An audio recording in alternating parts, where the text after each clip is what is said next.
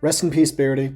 May you rise again on the third day, or the third month at the rate that my beard tends to grow. But that's not why we're here today. We're here to talk about Ireland's official Top 100 Hits of 2024. This is something I've been doing for a couple of years now. I have a lot of fun personally tracking a song's progress from the 1st of January through to the 31st of December. Yes, I know that there are other charts that do it differently, but this is the way that I personally find most fair and efficient if you're going to chart what was the biggest hit of a particular year. And so, since I literally just released one on Billboard a couple of weeks ago, I thought it would be great to dive into the Irish charts to see how they compare and which country had the better year overall. And right off the bat, if you're based in a completely different country than Ireland and the States, and you would like to share some of your thoughts on your own local chart, please do. I really encourage that sort of conversation and discourse in the comments below. But without further ado, let's dive in.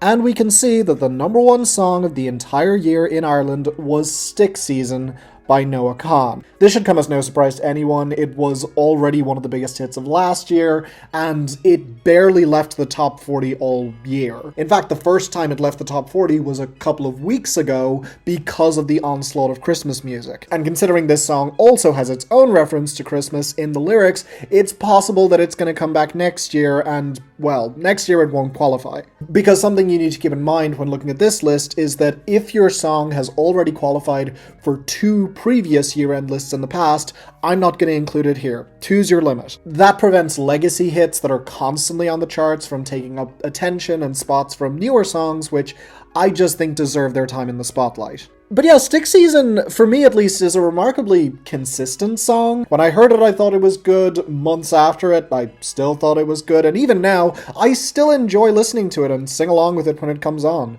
Yes, I know that a lot of my peers, as well as a lot of Irish people, are really sick of it at this point. But I think it stands up to Overplay remarkably well, even if I don't think it's his best song on this list. In fact, for that, if we just search here, we will find Dial Drunk and Northern Attitude both qualified for this list as well. Which, surprise, surprise, I'm pretty happy with. All three songs are at least good, especially because we got the version of Northern Attitude with Hozier. And speaking of Hozier, if you look just down here, you'll notice that he's also in our top 10, meaning that yes, he technically has two songs on the year-end Hot 100, which, oh god, I'm just so happy that this handsome man is still getting so much attention. Now, as for the rest of our top 10, yeah, Beautiful Things was number 2 in this country, Lose Control by Teddy Swims was number 3. I don't hate those songs as much as some people, but the Overplay definitely did get to me. What got to me a lot more, though, was Austin by Dasha, a song that objectively is pretty good, but my god, it would not leave the top 10 for months and months and months. I'm just kinda sick of it at this point. That being said, I prefer it to Michael Markagi over here. Ugh. This guy is one of those willowy voice singer-songwriters who very much came up in the wake of Noah Kahan, and is frankly just a far less interesting songwriter and presence overall, with this really whiny voice and this very preaching and attention-starved delivery on the hook of this song. I just think it's bad all the way down, but it is immediately made up for by Good Luck Babe by Chapel Roan being in our top 10, baby. Which, if you've seen my last video of the top 100 best songs of the year overall, you can probably tell that I'm quite happy about it. And that's not where the good news stops. I Remember Everything by Zach Bryan and Casey Musgraves. Yes, even with my feelings towards Zach Bryan, I still adore this song, and seeing it this high makes me very happy. And not to mention, just under Too Sweet by Hozier, we have Prada by Casso Ray and D-Block Europe, and of course, a bar song Tipsy by Shaboozey closing off the top 10. Overall, I really just think the top 5 spots are kind of mid, and the bottom 5 are fucking fantastic. Whereas I think the top 10 in the States this past year was slightly more consistent overall, and I think it's ever so slightly better. But even with those glaring weak points, I'm still so happy to see so many unbelievably strong contenders in our top 10. I mean, these 3 in a row are just on another level of quality. However, so far, with the exception of Michael here, things have been pretty familiar. After this, it's gonna go very much in a different direction. Starting with, let's just call it out here, the big 3, starting with Charlie XCX, who had 3 songs on this year-end list. 3 songs off of Brat with 360, Guest featuring Billie Eilish, and of course, Apple. Now, personally, I think Apple is probably the weakest song on the album, and 360, as phenomenal and iconic of an opening track as it is, it's not quite one of my favorites. But I will say that the remix with Billie Eilish really elevates Guest for me, and definitely makes it one of the standout 3 remixes, along with Talk Talk with Troye Sivan, and of course, Girl So Confusing with Lorde. I just love the interplay, I love the way the song sounds. There was no other pop song that sounded like it on the charts this year, and the fact that we actually kept it around to become a hit makes me so goddamn happy. But as you can see here, Charlie wasn't even the biggest pop star of 2024 in Ireland. Let's talk about it. Sabrina Carpenter had 5 songs on the Irish year-end list, with Espresso, Please Please Please, Taste, Feather, and of course, Bedchem. And look, I will say, as a previous Sabrina Carpenter hater, I still think that Skin is one of the worst songs of the decade so far. I will say she did grow on me a lot this year, maybe just due to overexposure and Stockholm Syndrome eventually setting in. Somebody recently said to me that if Sabrina Carpenter didn't have the coquettish attitude that she does,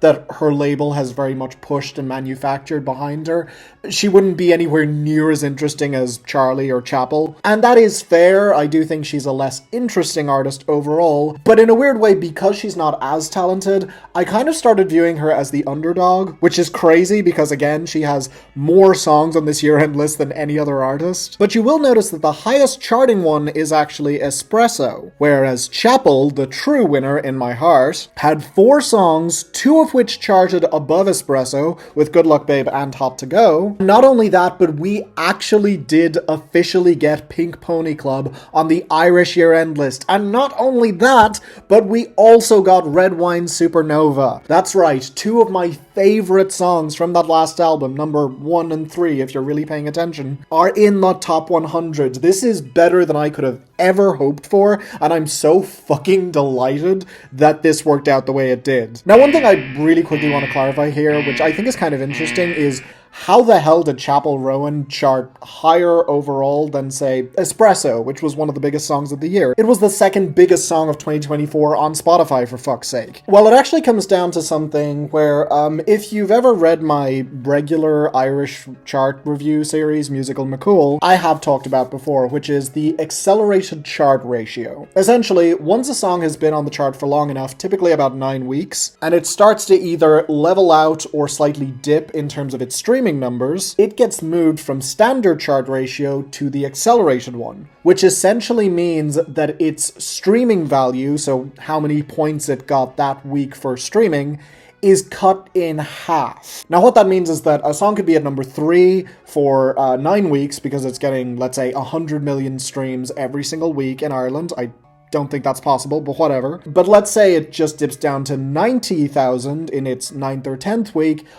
Within a short amount of time, if it doesn't improve that, it will suddenly drop from, let's say, number 4 to all the way down to number 22, because its overall streaming value for the purposes of the Irish charts has been slashed in half. The reason that these rules are in place is specifically to prevent songs from getting stale and never leaving the top 40. Again, you have exceptions like Glass Animals' Heat Waves a couple of years ago was constantly getting just enough points to go back to standard rates because you essentially saw an uptake in its streaming value over a few weeks to the point where they went, okay, we'll move it from accelerated to standard chart ratio. And the same thing happened with Stick Season by Noah Kahan this year. But when it came to most of the songs here, yeah, after 9 or 10 or maybe 12 weeks at the most, they would dip massively on the charts to make room for new songs. Now, I personally think that this system is very healthy and fair. It allows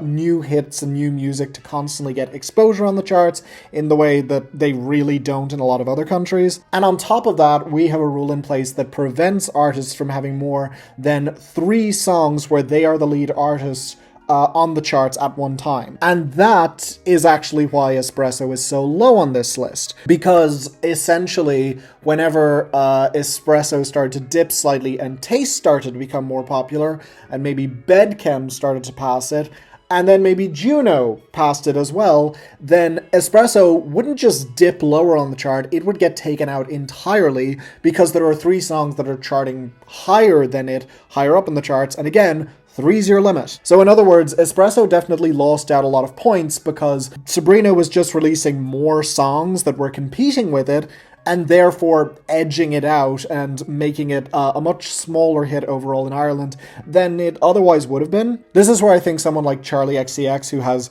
more experience with this system in the UK, where they also use it, and how she released her singles and peppered them out there. And Chapel Rowan, frankly, just got lucky. That's actually the reason why a song like $1 Million Baby by Tommy Richman is so low on this list compared to what you'd expect, because ultimately, a few weeks after it started charting, it just plummeted down about 20 or so spots. But even aside from the big 3 of pop music, this was a truly massive year for women in music in 2024. I mean, let's not mince words. Billie Eilish had a massive year, technically having more songs on this year-end list than Sabrina even, with her own songs being Wildflower, Birds of a Feather, Chihiro, yes, we actually got Chihiro to chart, What Was I Made For from last year, and Lunch, along with the feature on Guess. So technically 6 overall. And I'm personally delighted by that. I mean, again, we got Chihiro to actually stick around.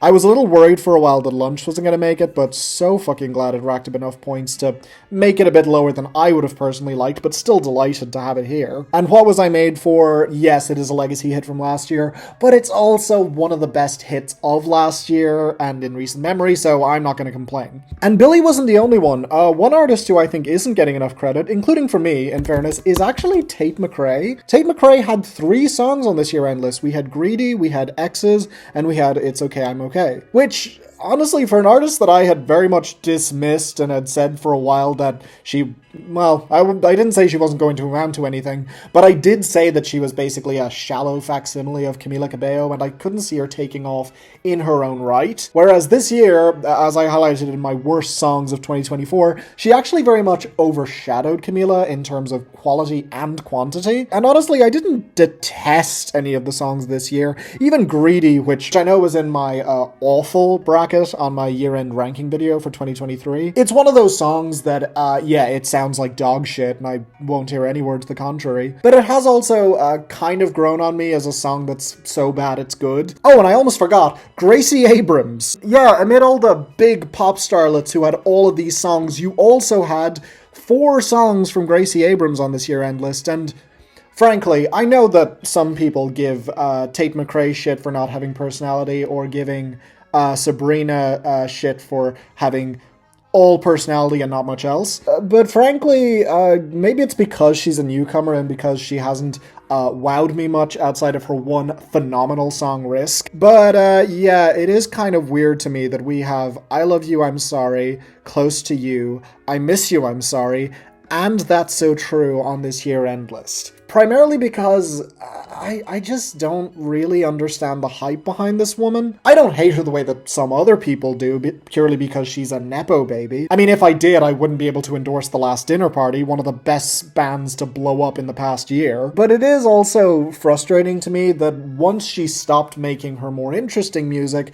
that's when she started getting all the attention. As a third-rate Taylor Swift ripoff who has nowhere near the same songwriting chops as most of the other women here, and isn't even, say, an interesting train wreck the way that Tate McRae can sometimes be. Speaking of which, Taylor also had 3 songs, with Cruel Summer, Fortnight with Post Malone, and I Can Do It With a Broken Heart. So in other words, one of the best songs on the Tortured Poets department, the lead-off single and first song which I personally really enjoyed. In fact, it was my 5th most listened to song of last year, can you believe it? But ultimately does also slightly feel like one of those songs about everything and nothing. And Cruel Summer, which is just a fucking anthem and has been the last couple of years. Keep in mind, this is the last year that it's going to be able to qualify. Finally, the last pop artist I want to talk about is Dua Lipa, who definitely had a less than phenomenal year overall, but did actually land more songs on this year-end list than I was expecting. Again, 3 in total, with Houdini, Training Season, and Illusion. Now, of the 3, I think Illusion is by far the blandest. I think Training Season I've seen it end up on a lot of worse lists, and I do not get it. I actually think the song is pretty fucking good. And Houdini is frankly just the best song that she's made in years. I think it's phenomenal, and I'm so glad that it's this high on the list. But yeah, with all of those songs by all of those pop stars put together, so let's see if I can remember them all now.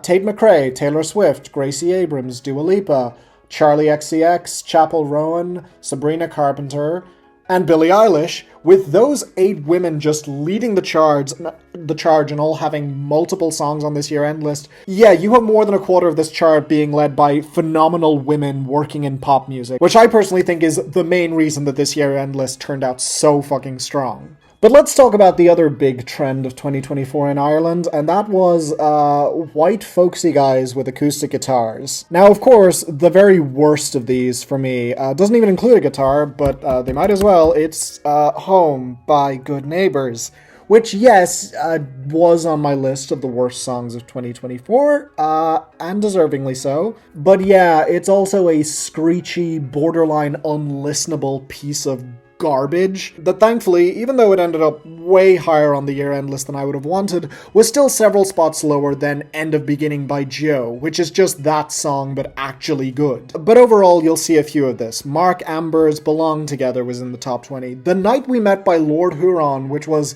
a song that had been bubbling under and nearly made the year-end Hot 100 for 2 years running, finally did it this year. Benson Boone had Slow It Down. I would, in a slightly different way, I would put Sailor Song by Gigi Perez in that same conversation. Carry You Home by Alex Warren, along with Before You Leave Me, which I think also charted. Yep. Both of which are, again, very, very white bread type of songs, if you know what I mean. Oh, and of course don't forget Stargazing by Miles Smith, which, yes, isn't exactly a great song, but I will fucking take it over Solo, which, yeah, would have definitely been a close contender for one of the worst songs of last year. But it wasn't just the acoustic guitar guys, because you also had the dance music and EDM that you've come to expect at this point if you've been checking out this year-end list for a couple of years now. I mean, you have the carryover from last year, Prada in the top 10. Kisses by Bless, Cameron Watson, and BB Close, a partially Irish-driven song that is really cool to see get this level of traction. Some Days by Sonny Fodera, Jazzy, and D.O.D. Two producers I really respect, and a singer that I couldn't have less respect for. Whatever by Kygo and Ava Max. The less I say about this, the better. These Words by Badger. So, you know how Unwritten by Natasha Bedingfield was higher up on this list? Yeah, that song started charting due to its placement in a TV show followed by a viral TikTok trend, which, personally, I've never liked Natasha Bedingfield, but this song is okay to me, I guess. Whereas, These Words is one of my least favorite Natasha Bedingfield songs, and this is a club remix of it that sounds like absolute ass. And yet somehow I sometimes think it does sound better than the original. And also, aside from Lord Huron, I'm a little surprised that some of these songs that have been bubbling under for so long finally got their time in the spotlight. The biggest and probably best one of which is Back on 74 by Jungle, a song that I reviewed, Jesus Christ, towards the end of 2023, and which only really made the year-end list halfway through 2024. And yeah, it's a very fun song. I'm glad it's getting some attention. And of course, let's close this out with one of the best and one of the worst songs on this year-end list, one that I was so happy to see and one that I was very much not happy to see. And let's get the negative out of the way first. Yes, Carnival by Kanye West, Ty Dolla $ign, Rich the Kid, and Playboi Carti did end up making the Irish year-end Hot 100. Now this is very disappointing on multiple levels because this song getting big in the States due to backlash and rage, that is something that was to be expected. But here, I genuinely thought that the Irish public would have better taste, and no, this song was in the top 10 for several weeks, and it really did make me angry the longer it stayed there. Especially because there's nothing good or redeeming about the song, or the multiple sex offenders that Kanye compares himself to on it as a justification as to why he can't be cancelled, and it's not like anyone else in the song is remotely picking up the slack. It's just an awful, bad, terrible song that frankly, I don't want to give any more attention to than I am right now. So with that in mind, let's end on a much more positive note, which is Bug by Fontaines DC did it, you guys. It officially made the year-end Hot 100. This is huge news because this is Fontaines DC's first official year-end Hot 100 placement. And for me personally, when it comes to Romance, at least, their newest album, this only could have been better if we got Starburster or A Modern World. This song is absolute perfection. It was very close to making my top 100 biggest songs of 2024. I'm so fucking happy to see the band getting this attention, and yeah, I'm just fucking delighted. And I can't wait to see them live, which hopefully I should be doing in July of this coming year. But yeah, that was the Irish year-end Hot 100 for 2024. I know it's a bit different from the US one, and once again, if you'd like to share your thoughts on your own home chart in the comments below, please do. I'd love to hear what other people's experience was with music in 2024. If you want to check out this list for yourself, you can actually find a link in the description. If you're wondering why it's not on the blog, as it has been in previous years, yeah, I'll be releasing a video on that soon to talk more about where things are going in 2025. But before that, you have the best albums of 2024 to look forward to, so please subscribe so you don't miss that. And until the next time, I'm Finn, and this is The Social Tune, signing off.